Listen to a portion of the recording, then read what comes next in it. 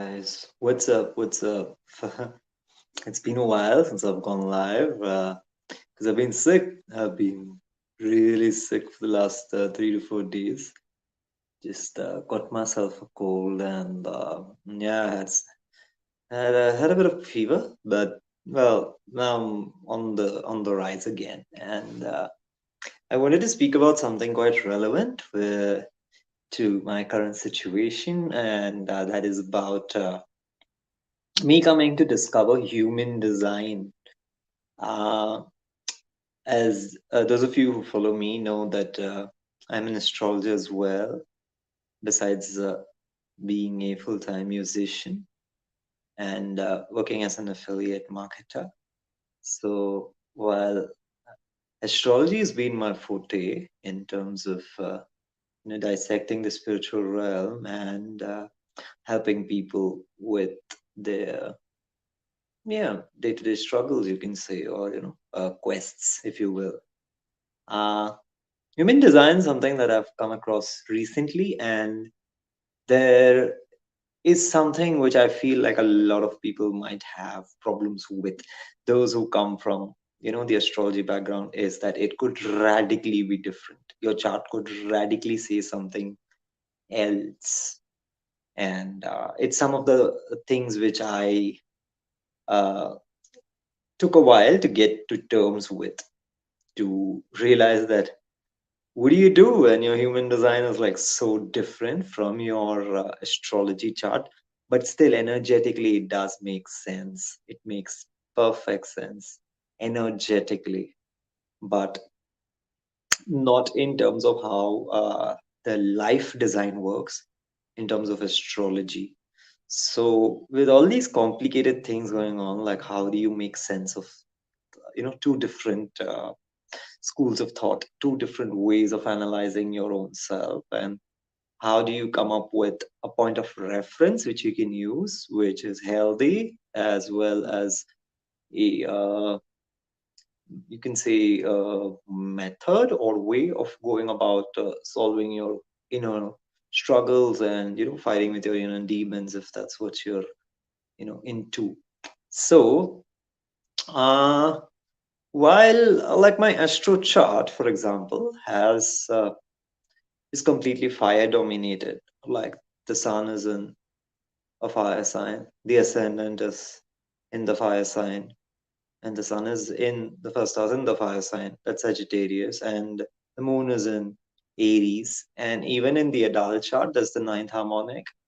The sun stays in a fire sign, it goes into Leo in the first house. So it stays that way. Even in the professional chart, the sun goes into Aries and stays that way. So for somebody with a chart like that, you really do recognize yourself with action. And it's quite understandable, right? Like if you've got a lot of, fire going on in your chart, especially when the big three are in fire, you really associate yourself with it. Like you really do. For example, like if you're big three. Now, what are the big three in astrology? The big three in astrology are your ascendant, your sun sign, and your moon sign. Now, if these three are in one element, you really do feel that element. You just feel it's you. Because what does astrology do? It kind of gives you a framework for your personality and your actions and self-expression to go through a certain filter.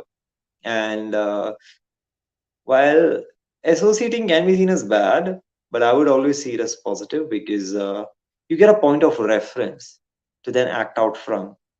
And if you feel it's too restricting, there's going to be a point at which you'll outgrow it and it will not be relevant anymore. So doesn't actually matter. Yeah, I if I were you, I would really use it, because it really helps in giving you a mental framework to stay within. So with such a fire dominated chart as mine, which I have, when I were to first come across my human design, it was really not different, but extremely, how do you put it?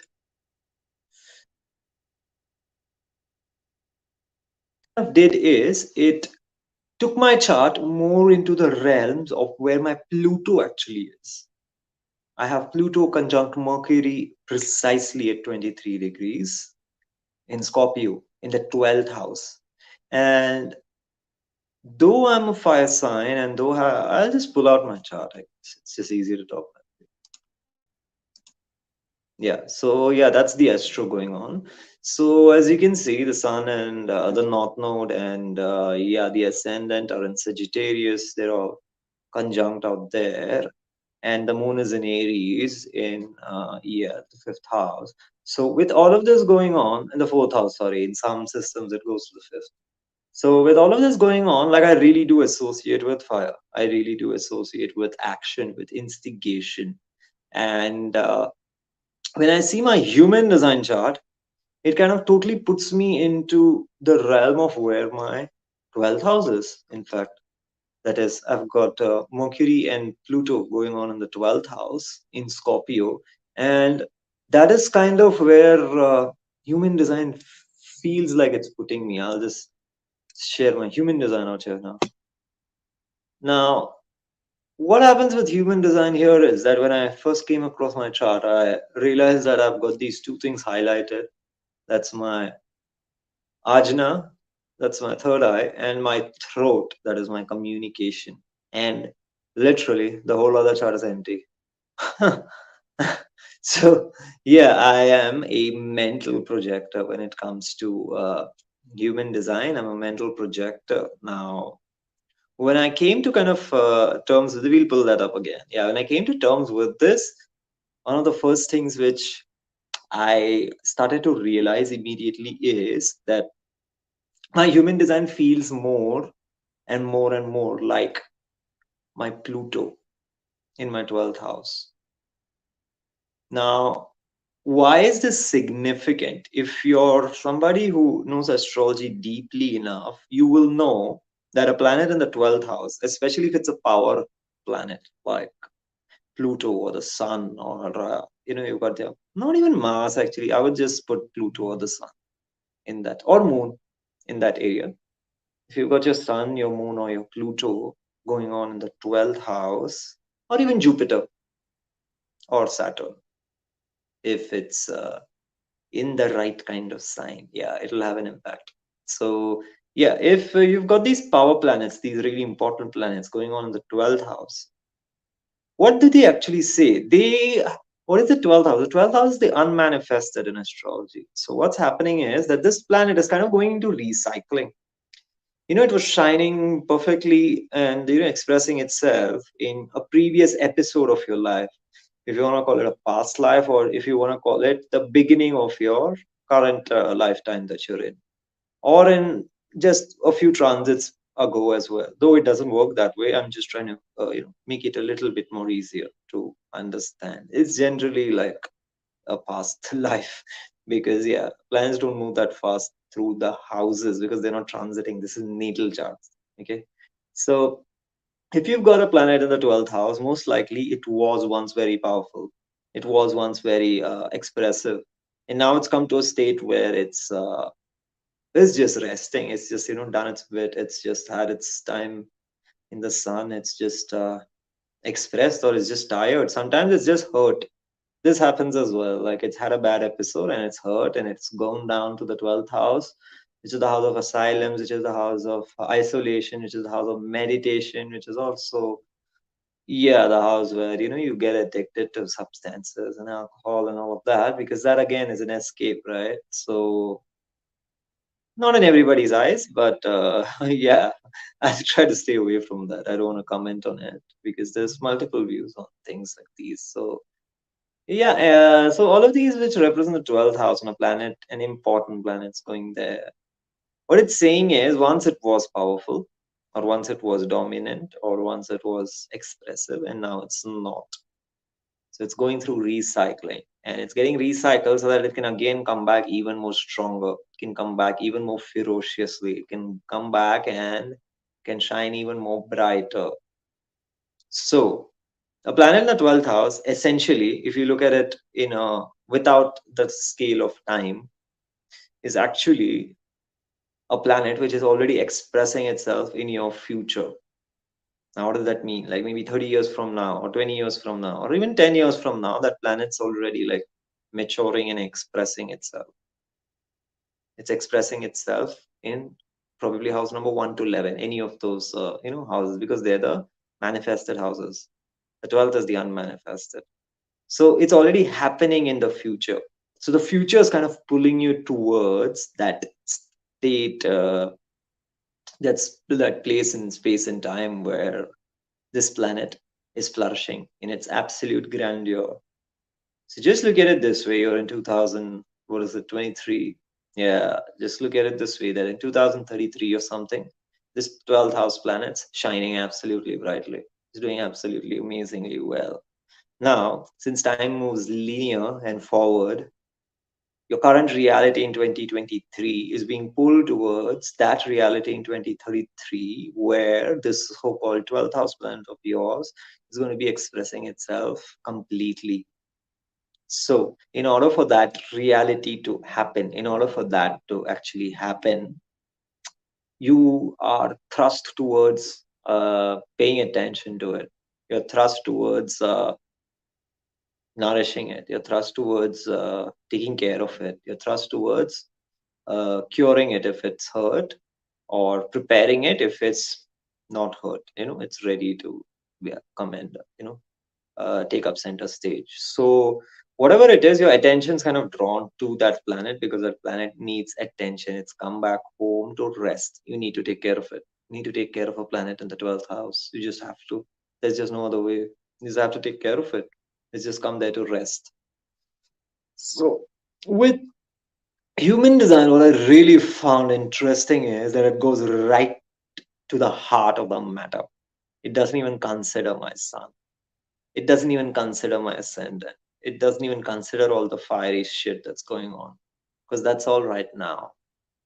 Human design, I feel, at least in my perspective, is hitting right where it hurts the most. Is going right to the heart of the matter. It's going to my 12th house, Pluto, because that is what needs to be taken care of. That's what needs to be nurtured. That's what needs to really be worked upon. As I told you, have 12th house. I'll just switch to the birth chart as well. Yeah, as I told you, I have, as you can see, Mercury conjunct Pluto in the 12th house in Scorpio. Now, this means that the mental and the power parts of a personality are really undergoing change, are really undergoing serious transformation, and they're being built towards something which is, way more powerful and way more, I would say, expressive than what they are right now. So this Mercury tends to be drawn so much into the Plutonic waters that it tends to speak in spells, it tends to speak in affirmations better, doesn't reveal much, doesn't give out much, a lot of secrets, a lot of stuff like that. Now, when you go to the human design out here, that's kind of exactly what you see. You see just two centers activated in the full thing. Like human design doesn't even give a shit about my sun and stuff going on, like which is expressing itself right now. It's just going straight to the heart of the matter. You see the two purplish lavender like colors accentuated. Those are my throat. Throat is your Mercury, right? Your expression. And your third eye, that is singular expression. And when Pluto conjuncts Mercury, it generally is exactly that. It's singular expression. It's monosyllabic expression. It's expression which is non-dual.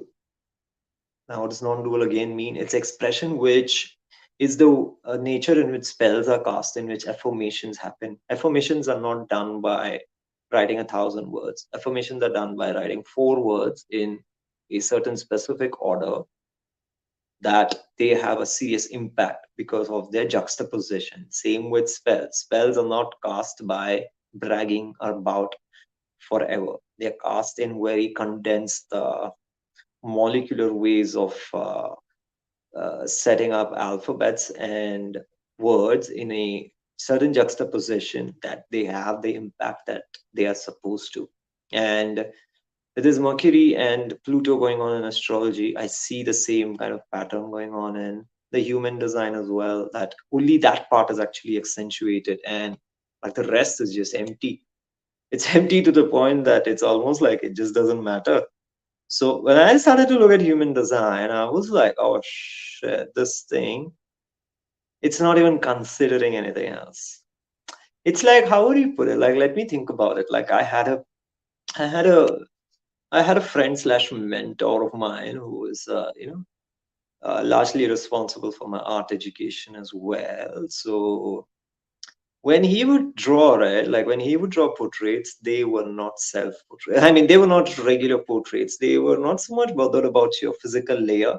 Or you see in a lot of portraits as well that you've got, emotional layers touched upon, right? Like people are able to bring out the emotion in the person that is their muse in front of them. Now, this guy went straight to the heart of the matter. When he drew portraits, he drew one of me as well, which was so revealing for me. It was really revealing. It was really helpful as well. And he drew that, and what he does normally, it really only touched the layer of the soul, which is looking for answers at the time. That is how I was at the time. And that's it. That's all he drew. He just drew exactly that. None of the other stuff. None of the superficial stuff about how I'm, trying to still be happy, trying to still be okay with having such a soul which is literally, searching for answers each day. Yeah, his portrait just didn't care about any of it. He just went straight to the heart of the matter. It was just a portrait of the soul. It was just a portrait of my deepest troubles and struggles and what I'm thriving for. And just all of it, all the rest was just negated. Like none of the story was not even, yeah, it was not even considered. And so when I see this human design, I feel very similar to that. Like, because I see it as none of my current expressions even considered in human design. Like it's not even coming into question. Yeah, it's only considering the Pluto and the Mercury, the deepest parts of me, which very rarely can someone see because it's so deeply hidden. Is Yeah, it's only considering that, and to build a whole chart and build a whole system just around your deepest part or your soul's current state is an extremely profound system. And the more I'm coming to touch with it, more I'm realizing how profound that is. And when I start to look at mixing that and astrology together, merging them together, I do see that, yeah, my current way in which I'm going about my life is through my sun and my ascendant in astrology. But this 12th house stuff is CC deep, man. It's really got deep, and like merging the human design aspect with the astrology is something that I've started to look into. And I'm going to be talking about that in the upcoming videos. But to give you a gist of it, when we see the astro chart and when we see the human design, this is kind of what I wanted to comment, that the human design cuts straight to the heart of the matter. No bullshit. It's just right there. So in the upcoming videos, what I'm going to do is I'm going to kind of go into how do you go about executing it then, like a very practical everyday approach to, because when you're studying astrology or when you're following it curiously and basing things around it, you kind of go about life in a certain way. You kind of go about life in a very personality driven way, or I would say identity driven way. Is that you identify with your signs, you identify with your sun, your ascendant, your moon, and you kind of navigate your life through that. At least I do. And when it comes down to the human design part of it, you're really looking at your energy levels, your vitality. How's your energetic field responding to the environment around you? And this is really profound, man. This is really profound. And it's something that I'm going to be talking about in the next video is how do I kind of go about it? How do I merge these two? how do I live a life in balance when I see all this thrown at me. And I generally use these systems because this is the way that I deal with things. When I understand things, they're not there anymore as problems, because when the the psyche is able to understand its own self, its own patterns. I'm sorry. Yeah, it's not yet it's not still afraid of being in fear, so to speak. So you're kind of not afraid of being afraid, is the way that I kind of go about it. Sorry, I'm just recovering from my cold, and it's affecting my throat now. So so in the upcoming months, we're going to be going into that: human design, astrology, mixing both of them. How do you go about life? So that's what's going to be coming up, and catch you guys soon. Bye.